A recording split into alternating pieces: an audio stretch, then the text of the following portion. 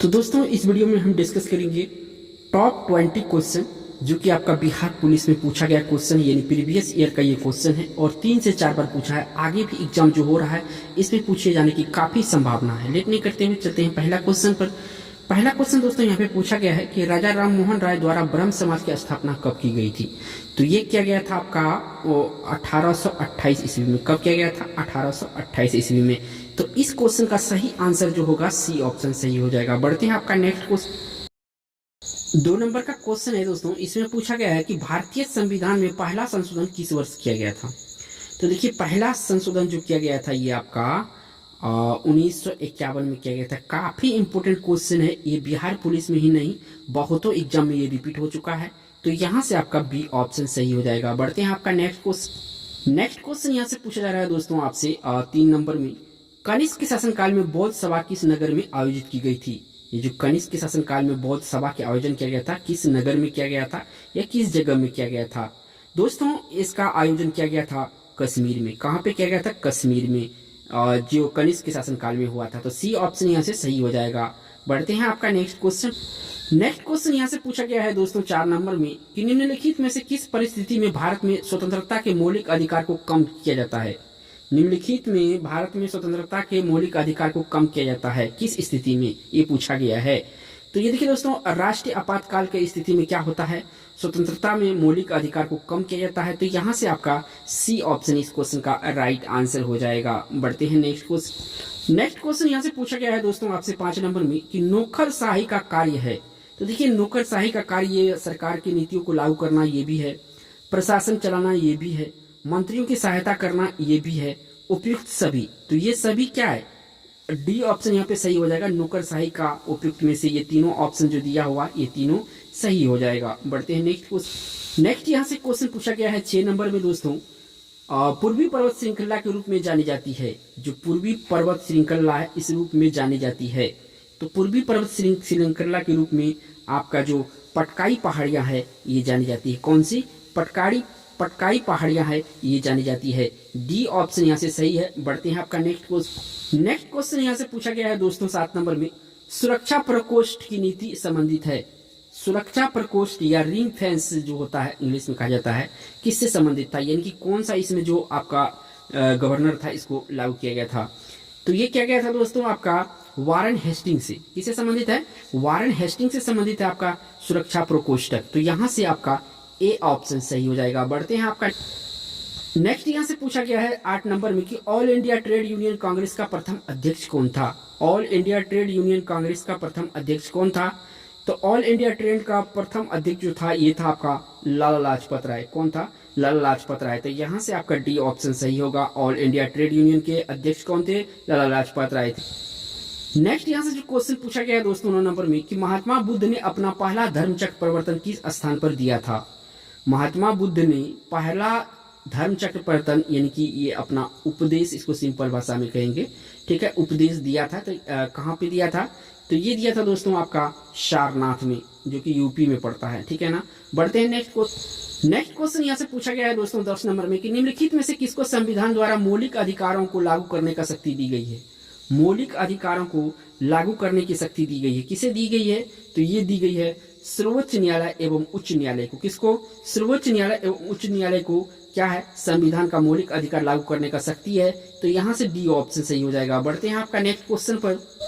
Next यहाँ से question पूछा गया है 11 नंबर में, निम्नलिखित में से कौन सा विषय समवर्ती सूची में है। तो समवर्ती सूची में देखिए दोस्तों, इसमें जो विषय है ये आपका शिक्षा का विषय जो है ये समवर्ती सूची में दिया गया है। किसमें? समवर्ती सूची में आपका जो एजुकेशन है ये दिया गया है। बी ऑप्शन यहाँ से सही होगा। बढ़ते हैं नेक्स्ट क्वेश्चन। नेक्स्ट यहाँ से क्वेश्चन पूछा गया है 12 नंबर में, जिस समिति की सिफारिश पर भारत में पंचायती राज की स्थापना की गई थी उसका अध्यक्ष कौन था।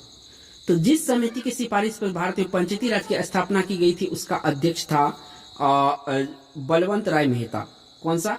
और ये देखिए जो त्रिस्तरीय है, त्रिस्तरीय दिया था दोस्तों, त्रिस्तरीय दिया था, ठीक है। तो सी ऑप्शन यहाँ पे सही है। और ये देखिए जो अशोक मेहता है इन्होंने जो किया था पंचायती राज का सिफारिश, तो ये दिया था 2 स्तरीय पर। क्या पर? 2 स्तरीय पर। तो इनके बारे में भी याद रखिएगा, ऑप्शन ये ना पूछ के अशोक मेहता के बारे में पूछ लिया जाए।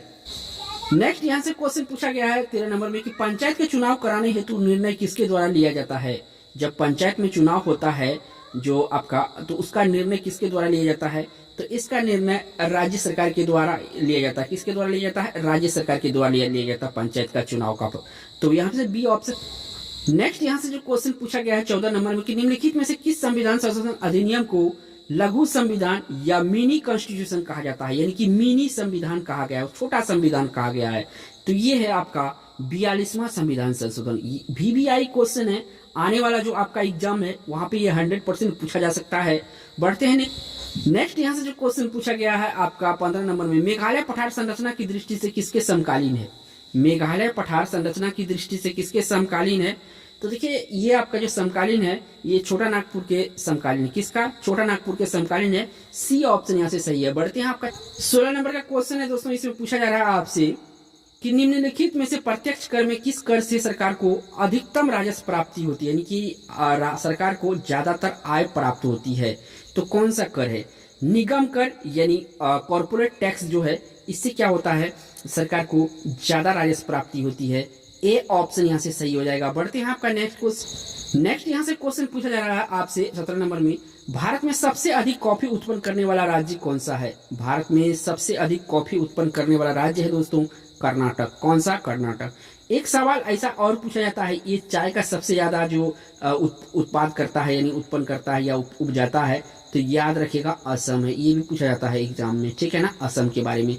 बढ़ते हैं आपका नेक्स्ट क्वेश्चन दोस्तों, काफी इंपोर्टेंट क्वेश्चन है ये कि भारत में जनसंख्या वृद्धि के इतिहास में कौन सा वर्ष महाविभाजन का वर्ष कहलाता है? ग्रेट डिवीजन ईयर कहलाता है। इंग्लिश में इसको क्या कहा जाता है? ग्रेट डिवीजन ईयर कहा जाता है। तो ये कहा जाता है 1921 को। कब? 1921 को क्या कहा जाता है?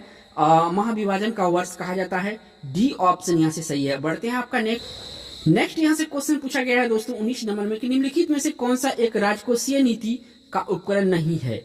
राजकोषीय नीति का उपकरण इनमें से नहीं है। तो यहाँ पे देखिए जो करारोपण है, टैक्सेशन, ये आपका क्या है? तो ये है, ठीक है ना, दो है वाला पानी निकाल लेते हैं। इसके बाद सार्वजनिक व्यय, पब्लिक एक्सपेंडिचर, ये भी है। ब्याज दर ये नहीं है। सार्वजनिक ऋण ये है। तो यहाँ पे जो आपको राइट आंसर देना है दोस्तों, तो कौन सा राइट आंसर हो जाएगा? तो बी ऑप्शन हो जाएगा, ब्याज दर। बढ़ते हैं आपका नेक्स्ट क्वेश्चन।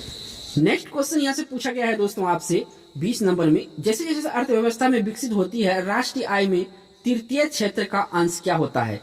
अर्थव्यवस्था विकसित होने पर जो तृतीय क्षेत्र होता है, जैसे आपका सेवा क्षेत्र भी कहते हैं, तो उसमें एक अंश का क्या होता है? तो अंश का जो होता है दोस्तों बढ़ता है। उसका अंश क्या होता है? बढ़ता है। तो दोस्तों ये रहा टॉप 20 इंपोर्टेंट जीके का बिहार पुलिस में रिपीटेड 3 से 4 बार का क्वेश्चन दोस्तों। अगर वीडियो अच्छा लगा होगा तो एक लाइक दोस्तों ठोक के कीजिएगा, और चैनल पे पहली बार आए हैं दोस्तों तो सब्सक्राइब बटन जरूर दबा के जाइएगा दोस्तों। Thanks for watching.